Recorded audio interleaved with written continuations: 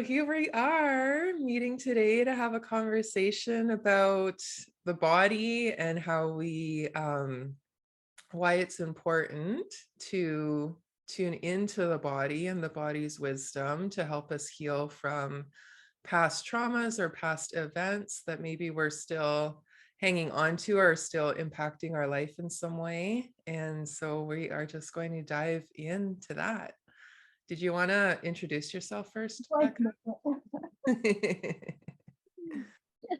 Just the little one was trying to be part of our gathering today. Awesome. He was getting tangled up in all my cords here. I'm so sorry for that. I love it when they show up. I know. He's my little healer, our little puppy that's always with us. So, I think it's a perfect even way to intro in with just the energy of healing of our body, of our consciousness. I'm just so excited to have this conversation today with you, Kristen, because I just value your knowledge so much. All of your work with the somatic work, working with fascia in the body. My gift hopefully to bring to this conversation today is I'm a clinical hypnotherapist and evolutionary galactic astrologer. I really just love being able to tap into the deepest places within others of where they get to really learn their own divine blueprint, and that we do all have our own owner's manual. So a lot of my work has revolved around specializing in working with trauma release, blueprint repatterning, self-empowerment. And I've been doing this for over 20 years now already. Oh my gosh. Just working with soul coaching, hypnotherapy, QHHT has been such a profound tool. Human design, quantum astrology, evolutionary astrology, just all these fun tools that really allow us to dive deep into our subconscious. So I'm excited to get to just add to the toolbox of our conversation today and see where this goes. Oh my gosh, I'm so excited too. And how we met was I was actually a client of yours when I was going through my own kind of midlife transition from working in healthcare to doing what I do now. You were like the key person really to help me kind of release some of the stuff that was maybe holding me back and helping me step into being able to speak my truth more and being able to work in the spiritual world and talk about consciousness publicly out in the world and do this kind of healing work. So just to share with everybody, my background is actually in kinesiology. I worked in healthcare for over 15 years doing work with people with chronic disease. So working in chronic disease management. And working in our traditional healthcare system, I was feeling a little bit held back in how deeply I was able to connect with the patients that I was working with to really get down to like the root causes of what has led them to a place of illness in their life or just not being able to like really thrive, right? And so I am a Gemini, if we're talking astrology. So I'm like endlessly curious to learn. So I went and I dove into a form of psychotherapy or somatic psychotherapy called Hakomi. So I studied Hakomi for 2 years. And that's really where a lot of this kind of wisdom from the body and being able to tune into the body, where those tools come from. But also studying trauma-informed yoga, which, talks a lot more about like the chakras and our energy centers and how we can kind of combine Hakomi into that. I've done a little bit of that work with some folks, and that can be really interesting as well. Myofascial release therapy is another place I've gone where I do believe that a lot of our consciousness is connected to the fascia in our body as well. And there's opportunities for healing there. So I'm really excited to have our conversation today and to just dive in and see where it takes us.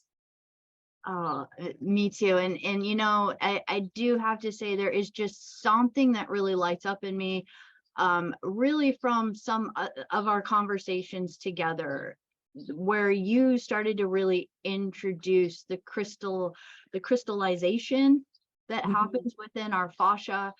And so I'd love to dive in because our conversation today is definitely in regards to health. I think that's something that's very common to Mhm. anybody walking around in a human body, and in any really kind of body. It's like when we are healthy, life is better. Life is has more potential to it for expression. But honestly, it's like a lot of times we don't realize how healthy we are until something doesn't feel healthy a little bit. And something so simple, that we all have experienced, say like a toothache, or like muscle pain if we've exerted ourselves, can literally start to create stress that then translates to discordant emotions, Mhm. feeling more depressed, more lethargic towards life, or even defeated sometimes with certain of these things, or helpless, hopeless.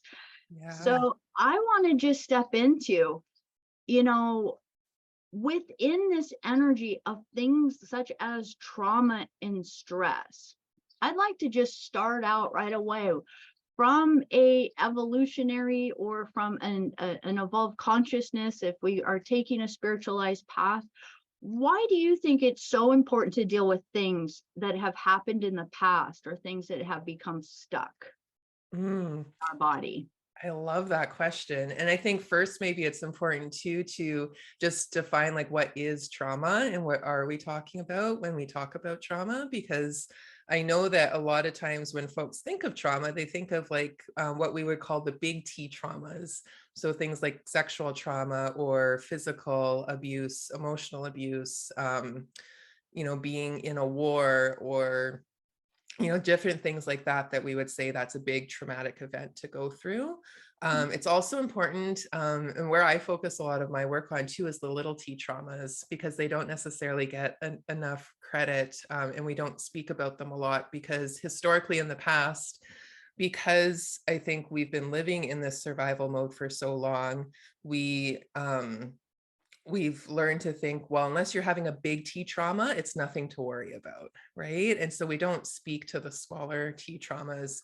And those are more the developmental traumas that we go through, as children in our neural development, our brain development. And as we are born as spiritual beings, how our different chakra system even can get shut down at different times of our development, so that those centers aren't as open and we're not shining our light out into the world when we don't get our needs met. And oftentimes we think about our needs being met as our physical needs, right? So we have our physical needs as far as our having enough food, having shelter, having water, having clothes on our back, right?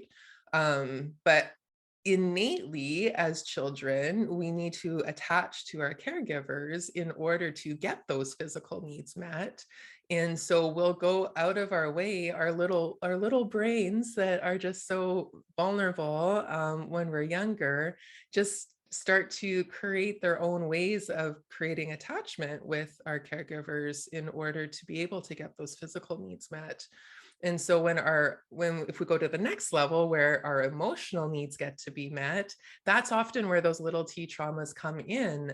Can be as something as simple as reaching out for a hug and being pushed away, or as a little child just experimenting. And if we think of the sacral chakra, like being creative, a kid that goes and writes or draws crayons on the wall, but then they get yelled at and get in trouble. But that little 2-year-old, they were just trying to express their creativity, right? So these little T traumas can add up over time as well and cause us to create different beliefs that aren't true and don't serve us in adulthood anymore, which maybe served us when we were young.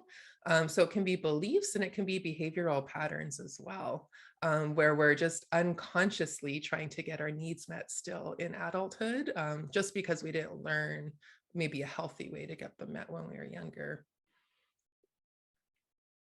And so this definitely, as you're describing this, I can definitely remember things within my own childhood of, like getting sometimes disciplined, or little things that, for the most part are not necessarily, again, like you're saying, a big T or a big trauma in life that we would think of, but they are these significant moments to where our consciousness is actually perceiving it is something massive. And I'm just not recognizing in myself something that my body does. And I think this might be a way to describe how do some of these emotions even get trapped in the fascia, is this idea of even kind of imagine getting in trouble of, there is, a way in which a lot of these emotions and moments in time basically get stuck in the body when we reach into a state of tension. So it's now constricting Mhm. within our physicality of our body, not only the muscle tissues, but then it restricts the fascia. So this restriction many times will have stress hormone responses, which start to dehydrate the body, which start to then, lock these traumas into place within these moments. And, as we even get to see this, I can start to see in a lot of ways how it's little things over time that really can build up to pretty significant things that we might deal with later on in life. Is it Mhm. something that you noticed quite a bit, say working with a lot of your clients, like your clients and your patients? Yeah, working in healthcare, that was definitely why I decided to go down this route of, what is the root cause of illness and just plain unhappiness, like not living a life where we're thriving and feeling fulfilled. And so exactly what you're saying, Becca, is those little T traumas that add up over time, we start to create posture around it. And so the example you gave was great. Often we think that we have poor posture because we're sitting at desks all day, and that can certainly be part of it. But I think that that is a really great example to use, is that so many people feel like they have to protect their hearts, right? Because to live in the world with our hearts wide open and to be vulnerable, it can be a dangerous place, or perceived as a dangerous place for a lot of folks, especially depending on what you're on the receiving end of when your heart was wide open as a child, right? And so every time, what we do instinctively just to protect our hearts is we pull in our energy. And like you said, that can be something that we can start to play with in healing work, is how are we holding our posture and where are those fascia restrictions? And there's different ways that we can go about healing that. But just to build on what you were saying, when we pull in, the fascia does start to get restricted and it gets dehydrated. How I like to describe it, it's like a sponge. So when we squeeze a sponge and we're holding that sponge tight, the nutrients, the hydration that needs to get into the sponge can't actually be absorbed into the tissue. So that fascia tissue isn't getting the nutrients that it needs to feed the cells in the body. And so when the cells aren't getting the nutrients they need, we can start to lay down disease in those cells because they're lacking nourishment, right? And so we can look at it that way. And the healing work that we do from there can be physical myofascial release, where we actually go in and physically release the fascia, which then can sometimes, as we're releasing fascia, we'll release the emotion attached to the holding pattern as well. So the fascia release work can work, but we can also a, approach it from a different perspective of Hakomi as well. And that is just kind of going into the body and tuning in and taking people through a felt experience of what they missed, where it got trapped. And that probably leads into, how do we trap emotions in the body, or how do we trap those experiences?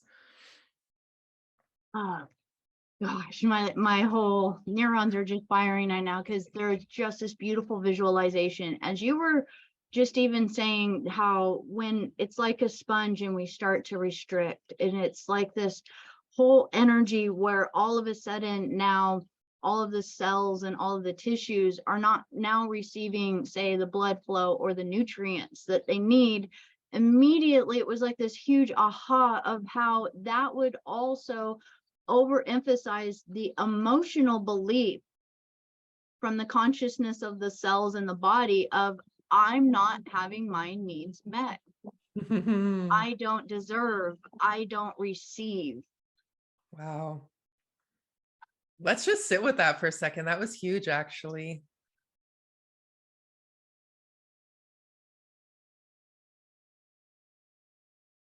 This Eh, really is tying into the consciousness of the body. Yeah. Yeah, there's a whole universe that exists inside of our bodies as well. And that touches you, Becca. Hmm. Yeah, you had said that one thing, and I just felt a whole lot of even emotional release in there of going like, oh Mhm. my gosh, how deeply we sometimes still hold on to these limiting beliefs of I'm not good enough, I don't deserve to have what other people have, or I don't get what I need, or even maybe how it translates to how we are constantly hungry, not just for food, but for stimulation, connection, being received, being honored, or being noticed in this reality. Love and connection, right? And just, when we're speaking of the heart, I worked in cardiac rehab for a long time. And how beautiful would it be in cardiac rehab if we actually talked more about nourishing our hearts and self-love and self-compassion as a part of our rehab? It's usually more about the physical, getting on the treadmill and going for a walk and physically repairing the heart and, getting on medications, but just tapping into, there's a beautiful metaphor there is if we're not getting enough oxygen to the heart, we're not getting enough love, enough energy, enough nourishment to our heart as well. Mhm. Yeah. Again, another key word I think is really vital that you just mentioned there was oxygen. Mm-hmm. I think there's so much more to that one element that we work with, and maybe this will tie around to the crystallization energy as well. But in some ways, oxygen or the breath that we breathe is another crystallized form of an element. It's just in a different form, and it's as we inhale it, many times I have the experience of feeling that in breath, that out breath, as feeling the spirit, Mm. the life force energy flowing through. That in a lot of ways our body in some ways could be mechanical, if you will. It does have the capability to exist with limited consciousness operating within it, and that a lot of the actualizing of the life within the body really does come from the breath. It is the one thing that we cannot live without. For I think, and I'm probably saying this totally backwards, but it's the, like, as far as certain things we can't live without, the oxygen and breathing is the number one thing. Like, Mm-hmm. we're talking minutes. Exactly. Yeah. Anything less than a half an hour was probably not going to be life flowing through the body anymore. And then the next, Mhm. I think after that is actually water. Okay. And then I think And that's after a lot longer. You can a go lot quite a more. while without water. Yeah. Yeah. And then Yeah. after that, I think would be sustenance for the body, something that creates fuel for the body. Yeah. But that has always been something I've been very fascinated with, this idea of oxygen in the breath. And I Mhm. want to flip this back to medical, kind of looking at it spiritual and physical, if you will, that oxygen is definitely one of the foundational practices with almost every culture or every kind of consciousness elevating practice Mhm. in the world. Breath work, True.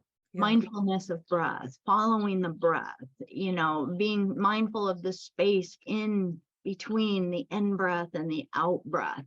But that also, I'd love even maybe some of your expertise in this, because I've been brought my awareness to that having enough oxygen in the body actually creates an environment within the body where parasites and disease can't really exist if we create enough oxygen flow through the body. Have you Wow. heard that? I haven't heard that. No, I don't know that. That's interesting. Yeah, and I just find this to be very profound, that there are, hyperbolic chambers and sorts of therapies like this, where it's about pumping massive concentrations of oxygen through the body, and that the studies of what it does to the cellular tissues that are out of balance, I'm going to say it that way, but say combating some sort of miasma within the cell, Okay. and that as the oxygen increases within there, the inverted energy, I don't want to say, any particular kind of disease or anything like that, but Yeah. just that whatever is killing off the cells, choking the life force out of them, that can't survive in there anymore within Mm, the increase of the oxygen. And I think that also is just very key for the levels of when we aren't breathing. Just to tie this back to what you said, that whole ability to bring oxygen back into the heart to feel that love, that if we aren't oxygenating our entire body, we are also constricting ourselves, I feel, from allowing our higher consciousness to begin to evolve. mhm. That's And so fascinating. So John F. Barnes is the person that I studied fascia release from. And his belief is that our consciousness actually lives in our fascia, in our body, mainly because our fascia system is basically a fiber optic network that transmits light. And so when we talk about ourselves as being light beings, in order to bring more light into our body, we need to have the fascia open and healthy in order for that light to flow through, right? And so going back to the oxygen as well, when our fascia system is restricted, if we think about that sponge that's restricted, we can put all the oxygen and nutrients and we can take vitamins all day, but if the blood flow to those cells is being cut off, it's not actually going to get to those cells to begin with, right?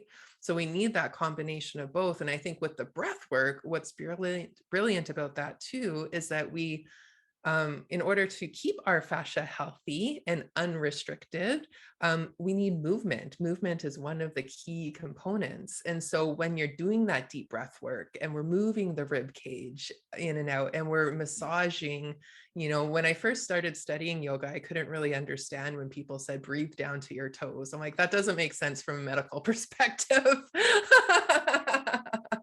A deep breath doesn't mean that, anyways, we could go into the anatomy of that, but energetically speaking, and fascia, like now that I know more about fascia, is that when we take those deep breaths in and we create movement in our body, our body really is, everything's connected to each other through the fascia system. The fascia system is, it has no beginning and no end to it. It's continuous throughout the body. So I like to describe it like a spider web.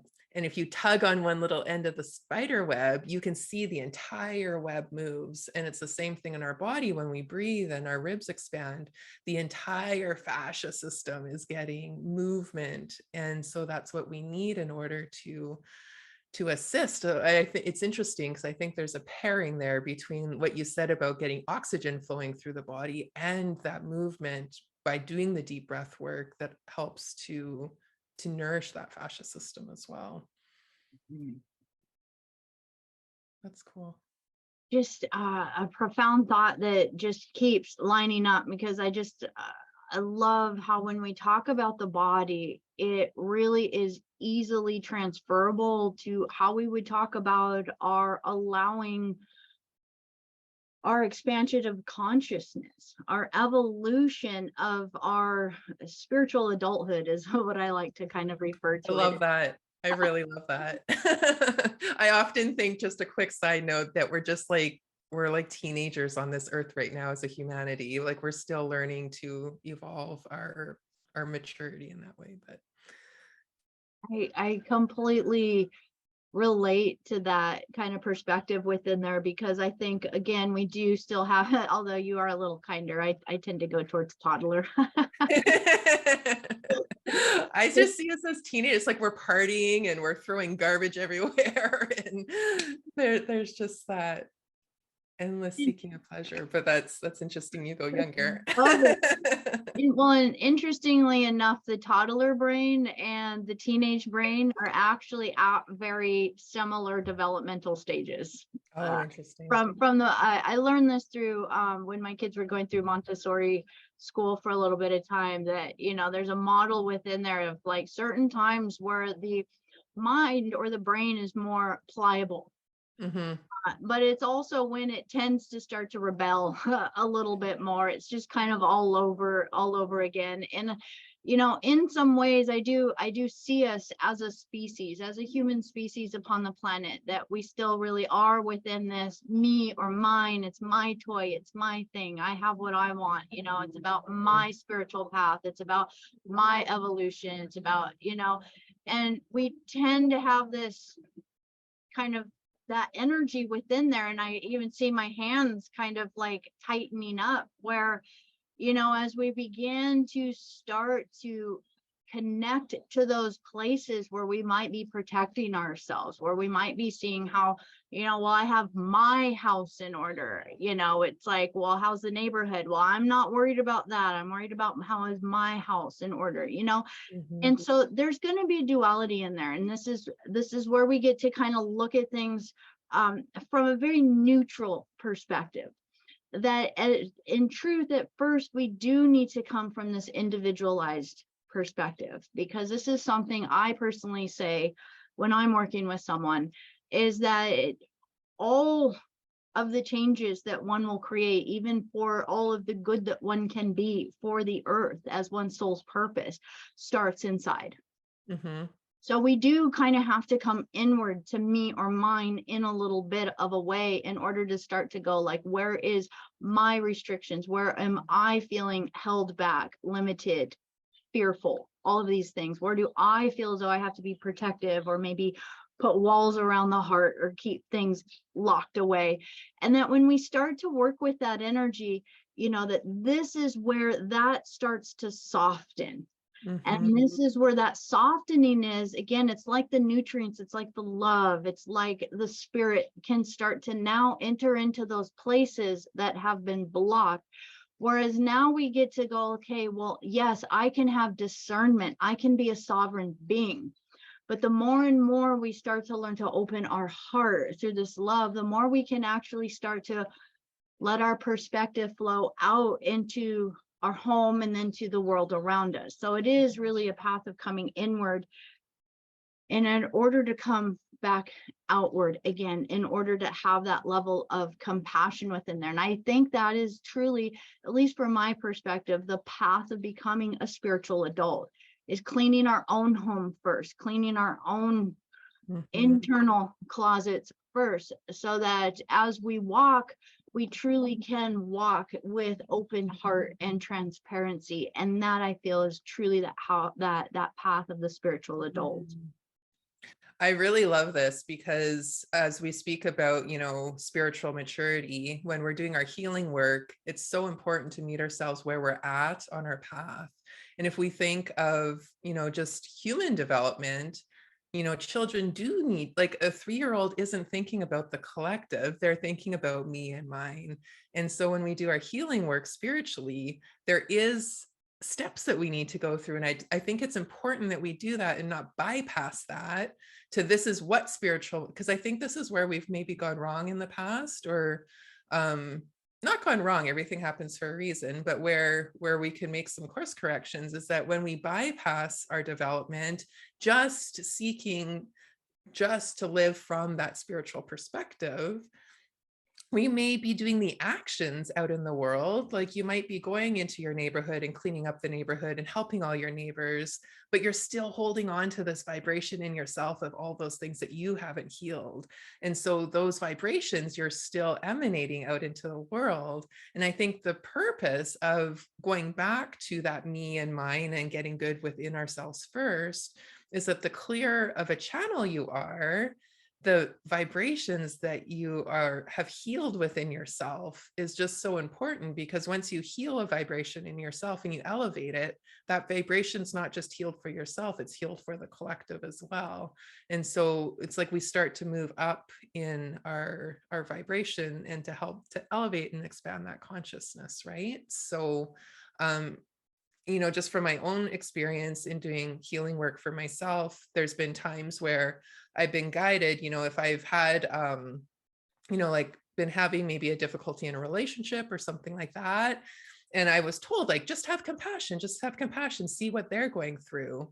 And it was never that I didn't have compassion for them or the other person.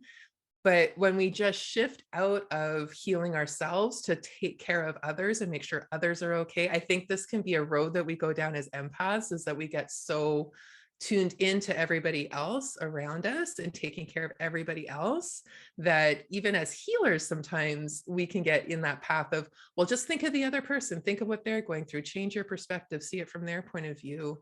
We have to heal that inner child, that 3-year-old that is still within us, before we can expand and open up to have that compassion for others and to see the other's perspective. So I think it is so important not to just bypass everything that we're holding on inside of us in favor of a spiritual perspective, because it's very easy to intellectualize the spiritual perspective and to align your actions with a spiritual perspective in the world.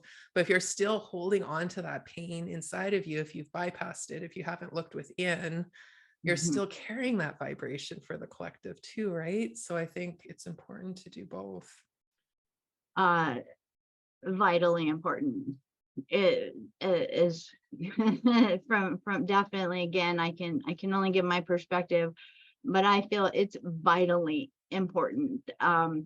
You touched on something amazing, because I actually believe there's a term for it, that it's referred to as spiritual bypassing, Mm-hmm, mm-hmm, where it's like, no, forget it, I'm not of this world.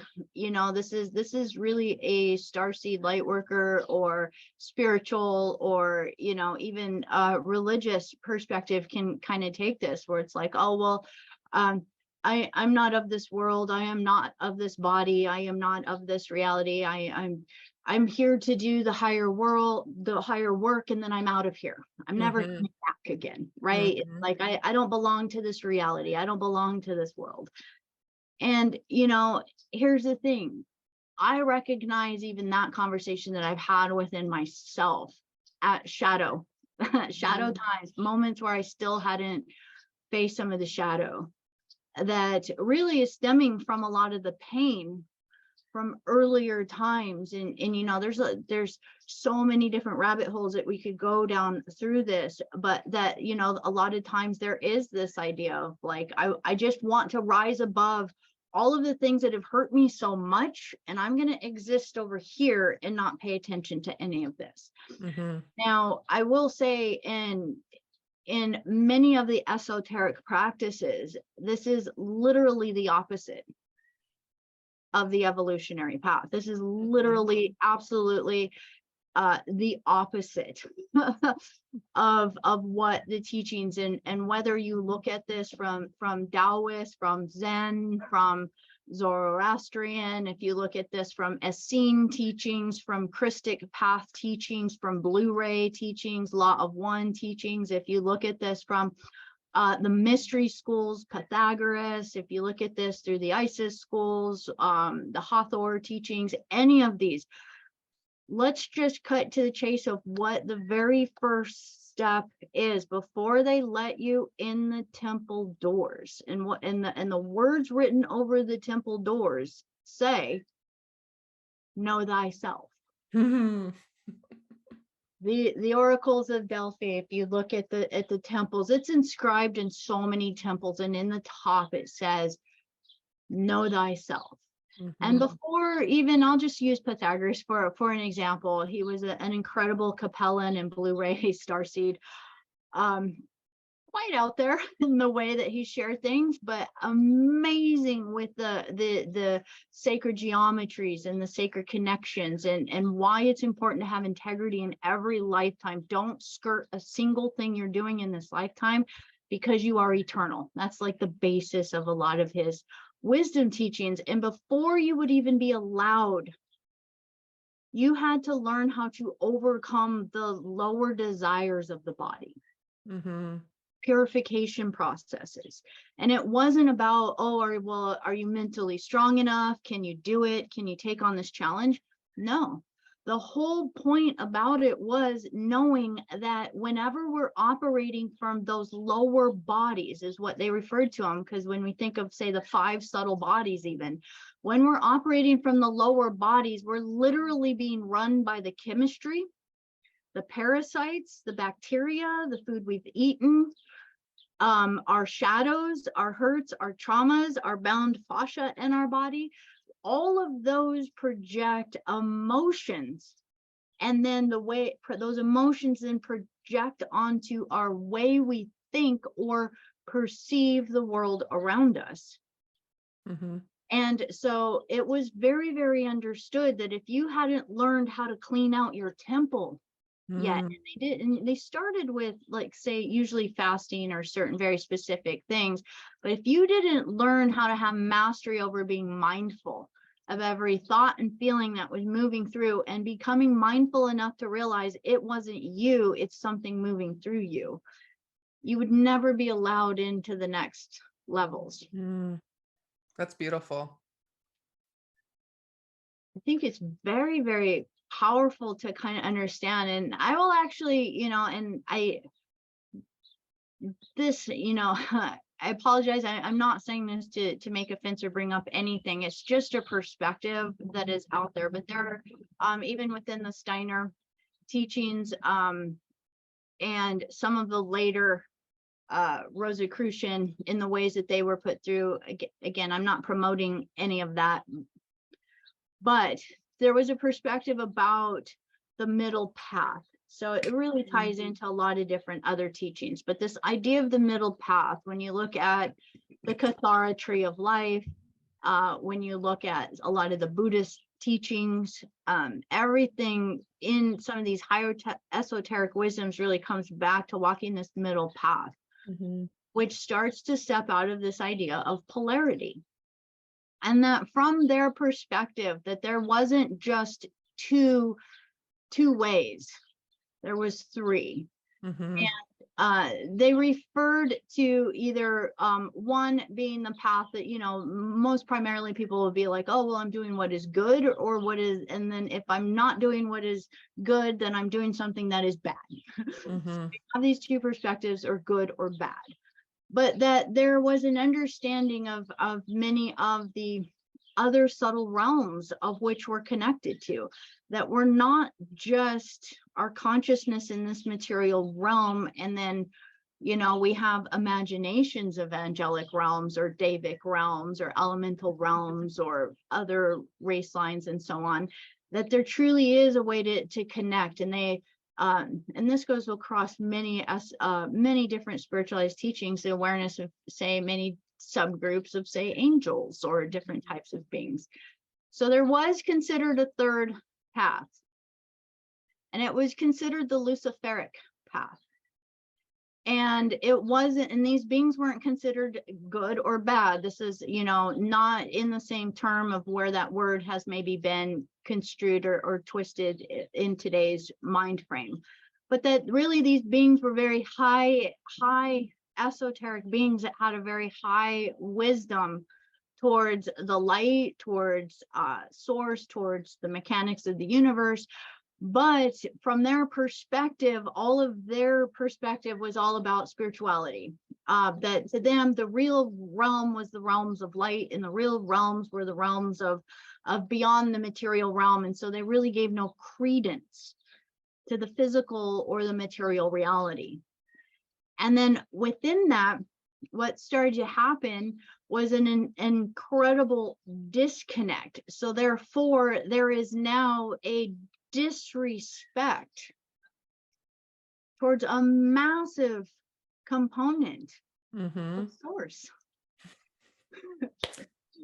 I love this conversation, Becca, because I've been reflecting so much on this lately. And I think it talks to going from that 3D perspective to the 5D perspective and this path that we're taking to elevate our consciousness. And, how I have started to come to see this, or what keeps coming through for me, is that where we're getting stuck is that we're still living in separation, where as light workers, maybe the conversation has been around rejecting the dark in favor of the path, or in favor of the light, sorry. And that's how we create separation within ourselves, is when we go out to be a spiritual being and we reject the human body, we're still living in separation. And I think the whole purpose of what we're going through right now is to cure this separation, to bring us back into wholeness and bring us back into alignment.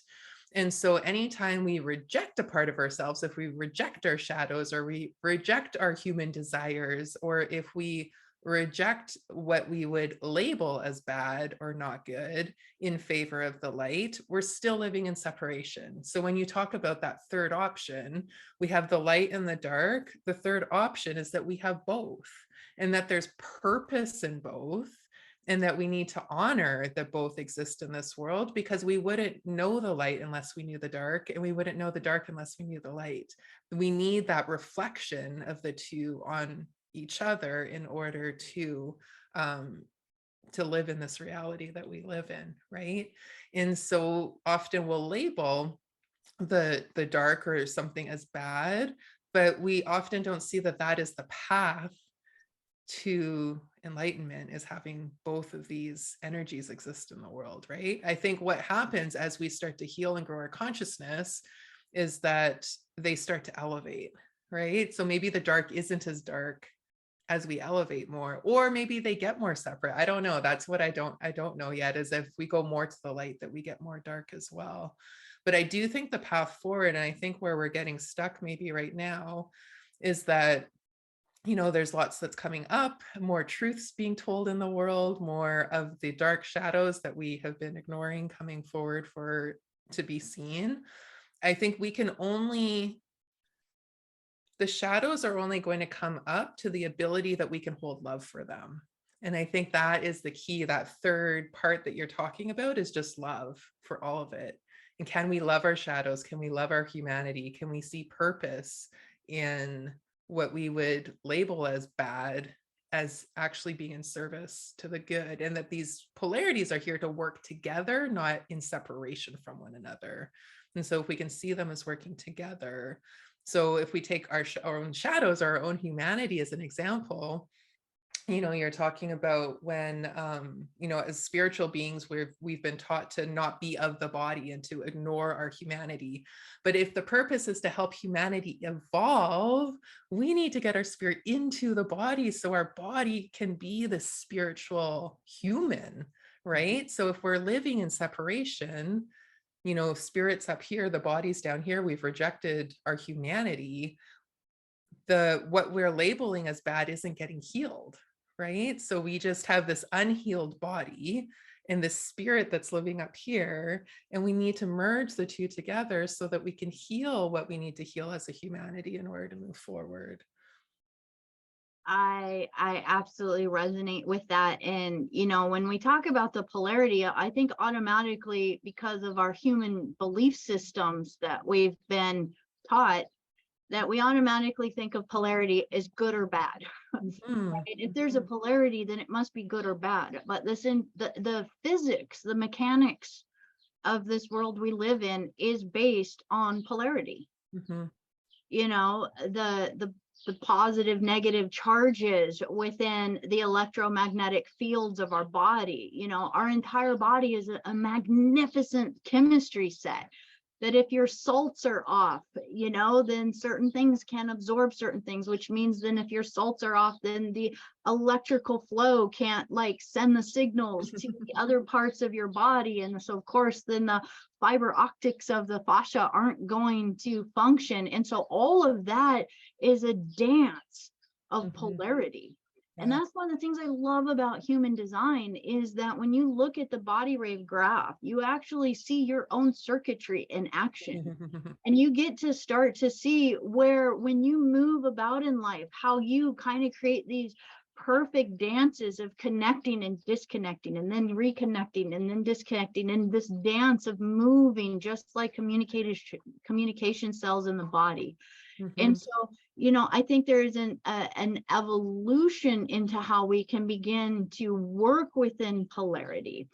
And Yeah. that part of that is really starting to have a respect for this incredible divine vehicle. This vehicle is just not some accidental thing that tripped into creation at all. Mhm. It is so complex. It is so interwoven from so many levels of geometry and consciousness. This body alone is a living library. Mhm. And, again, I think part of the distortion that we have has been taught to us. We haven't been taught how to process our emotions. We haven't been taught how to um, handle big T's and little T's Mhm. in our life. And so, again, we shove and lock away a lot of these things. And I want to even just kind of give a illustration of spiritual bypassing. Spiritual bypassing on one level could be just going off into like living, say, oh well, the only thing that matters is my soul, my spirit, and where I'm going, and so this world doesn't matter. And so we could become so involved in that reality that we don't focus on, say, taking care of the body, moving Mhm. the body. We don't focus on its health. We don't focus on our job, paying the bills on time, being a part of the co-creation of this world and of this. And so therefore, in a lot of ways, spiritual bypassing actually starts to put a lot of your responsibility on other people Mhm. for survival, right? I'm going to give a flip side of this too, because I think spiritual bypassing, we could look at it from even a how would I even say this? Let's just say, well, let's look at it from a different consciousness perspective, and say that we've been hurt, we've been traumatized, and we see this in ourselves and a lot of others. It's like, well, I don't want to think about it, I don't want to talk about it, I don't want to look about it. Well, my life is fine now, I don't want to go dig that up, I don't want to touch that topic anymore.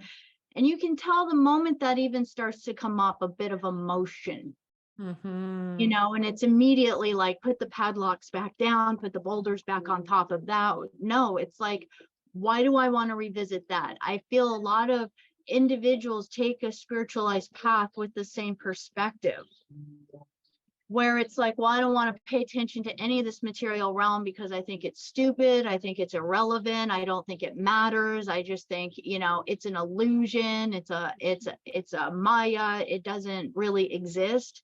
Now that's separation again, right? That's creating, I'm This over is here, you're real. over there. It's Yeah, that whole, yeah. this is a manifested reality that has been dreamed into creation. It's so interesting you're saying this because I've been watching some other videos on things lately, and I just woke up this morning being like, every morning we wake up in this magical realm and we don't even acknowledge how much magic exists here and how much we can create and the beauty, and just it's insane that we're even here. Like, what is here? It's Right. just, there's just such a, oh man. And the other thing that was coming up for me as you were speaking about that, Becca, was like, more and more and more, I start to feel into the fact that my body is the earth. Mhm. Like, my body is I wouldn't have a body if it wasn't for the earth. My body is everything that came from the earth. And so when we separate ourselves again, that the body doesn't matter, are we then saying that the earth doesn't matter, and that the consciousness of this earth that we're living on and the reason that we actually get to be here doesn't matter? And like, how much of like that talks to the separation between spirit and nature as well. I think a little bit. That's kind of what was coming up for me as you were saying that. I definitely also resonate with that. And I think that could almost be like a whole other magnificent deep dive, because I really do feel that a lot of what we carry is a lot of the pain, the traumas, and the wounds that this divine earth mother has handed us, as, and that we get to be a gift to allow that transmutation to come through us, that we truly are the consciousness that steps into the body, that merges with it, that then through our own transformation with our consciousness, really our perception of how we view this reality, and then how we redream this reality. Because this is one thing I like to say: if you don't like the way the dream is, dream a new one. Mm-hmm. If you don't like somebody else's dream, most of the times all we do is sit around and grumble about things because we don't like it, but people for the most part don't want to get up and do anything about it. Well, this is your reality. This is, this is kind of one of the perspectives I have. It's like, if I don't like my day or my life or what I have around me, I only got me Mm-hmm. to blame for that. Mm-hmm. And regardless of whatever big T's and little T's I went through in earlier years of my life, and don't worry, I got my own barrels full of them, but it's, again, how do I perceive them? And am I going to let those be the thing that I look to prove why my reality is horrible? Or am I going to look to them as the treasures that allowed me to actually have multiple perspectives of this reality, so that I can begin to recreate a new dream from that? And then again, that's that transmutation that we do through our genome, our very sequences and our cellular memories. We process out, we allow that to detoxify out of the body. So now we're healing the earth, we're healing it off of the grids of consciousness, and we're healing it out of our own body, that by us allowing more love in. And one thing I just want to say, and this is, this is something that it keeps coming back as a validation, is that we haven't even tapped into the magnificence of what it is to be in this body. Most of us barely know how to just keep it alive. And even at that, it's still slowly dying. So within that, we haven't even learned how to get it to bilocate yet, to, materialize, dematerialize, rematerialize again, and there are just magnificent beings on this planet.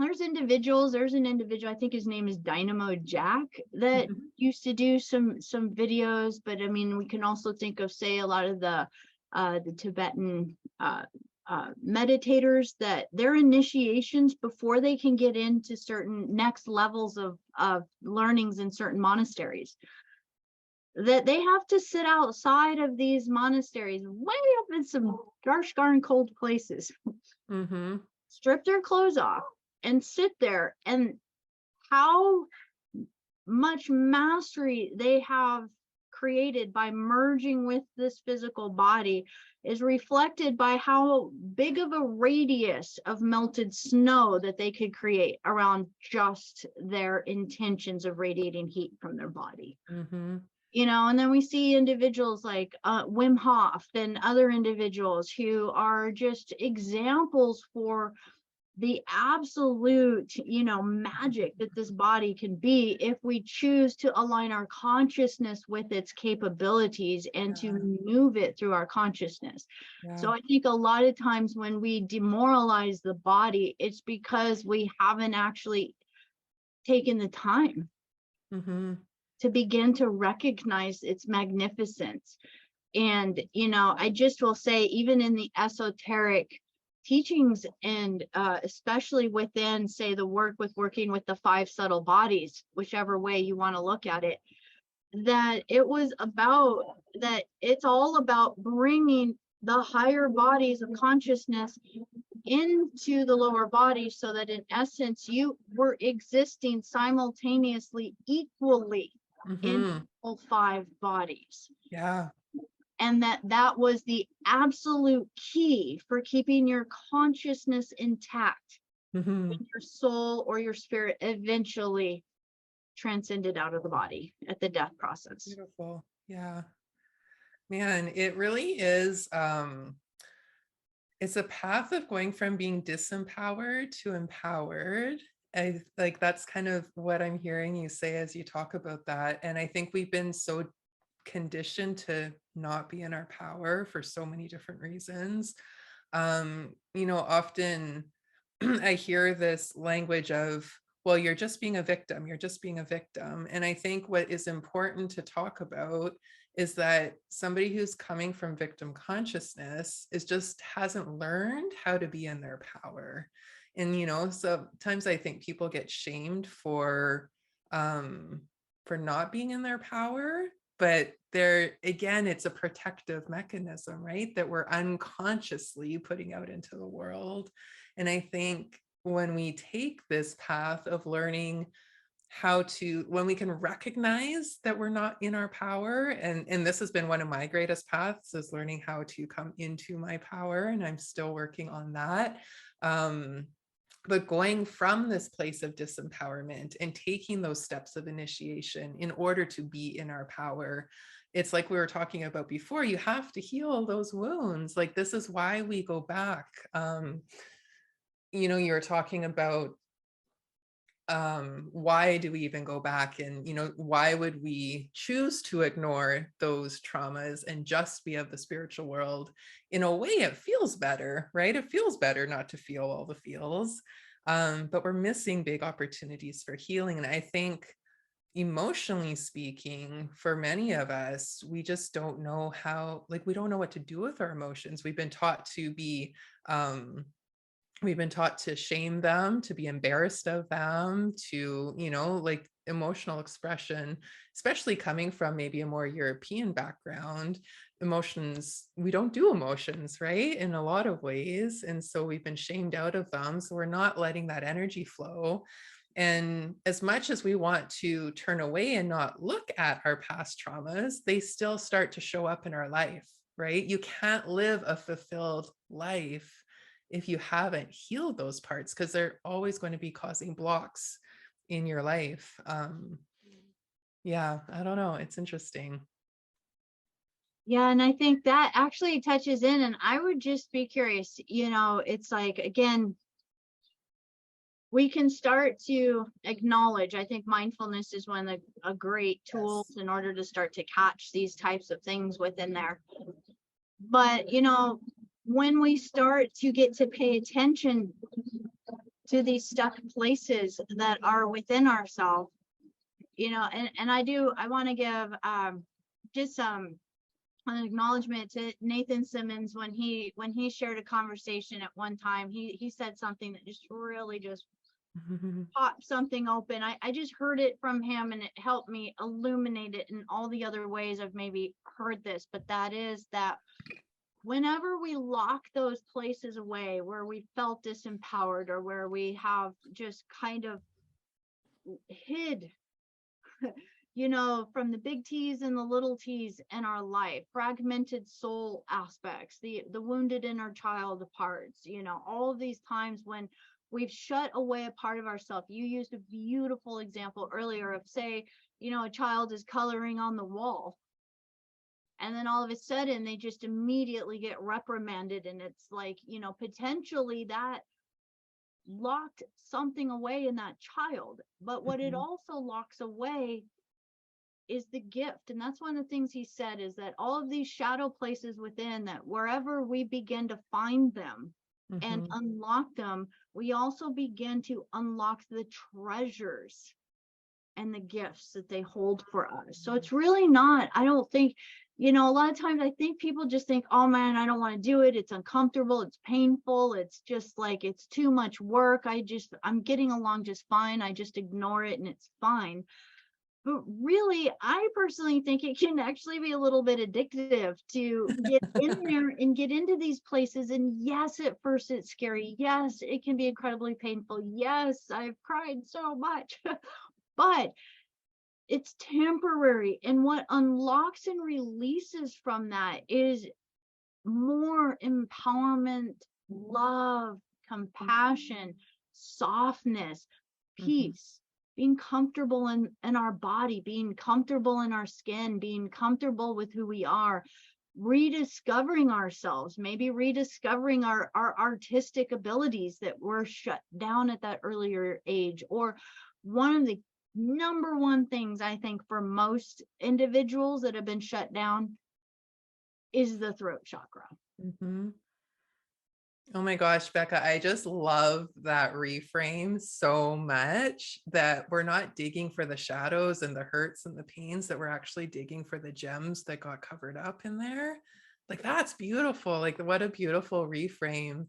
And I think it's important to mention too that as you do this work, we need safety to do the work. And so you have to find the right practitioner to work with, to help you to have a safe space. And it might not even be a practitioner, it might just be a friend who's really a safe person to talk with. Because what we learn in Hakomi is that when there is safety, and when we go to these places with mindfulness, with compassion, and just pure curiosity, what's the gem that's there, right? Like, what got locked down in me? What is the godlike part of me that is wanting to come through and express itself in this world?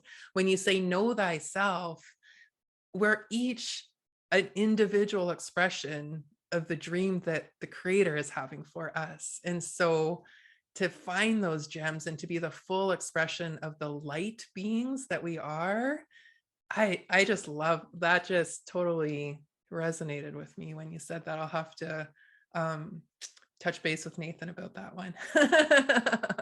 Thank you for sharing that. That was great. I love that. Absolutely. Because So why do we, if we take it back even to the beginning, why do we do this work? So that God can be more of God here on earth in this human body. Why would we reject something that's been created? oh, I just feel the emotion in that, because I can just feel that so much Oh, with nature, with the earth, with everything, that I really feel what a lot of us strive for, hunger for, is that reconnection again, to find the sacredness in life, to find the sacredness in connection, not only with others, but with all kingdoms, the animal kingdoms, the plant kingdoms, the mineral kingdoms, to really just feel that sacredness of life again.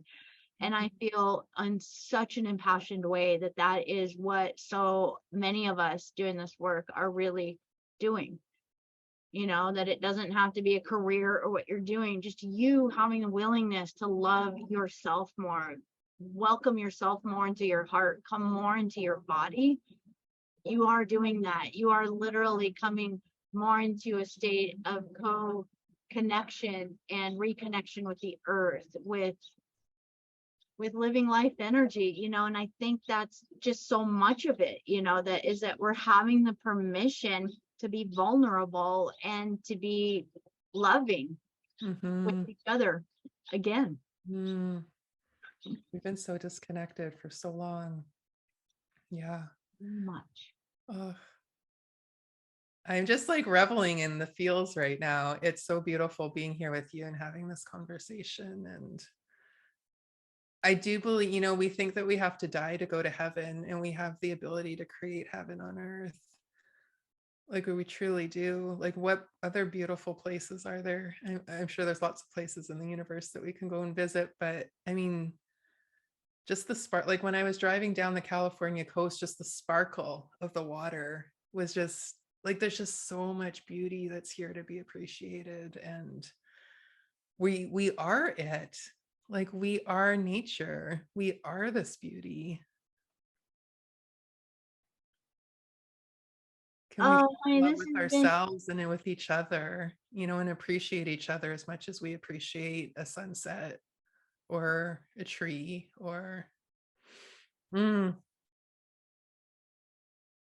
I think that is like perfectly said, that it really is about finding that place that you would yearn to be. It's like can you actually find it here, live it here, be it here? Mhm. And I agree, there are so many things that I think the more we soften to that perception of that beauty around us, the more we actually start to see that it's absolutely everywhere.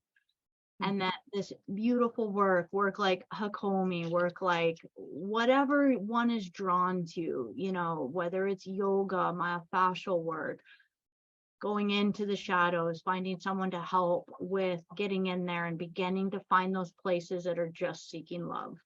Mhm. The more we soften all of that, the more that our hearts, like you said with the breath, has more room to breathe, more room to receive that love.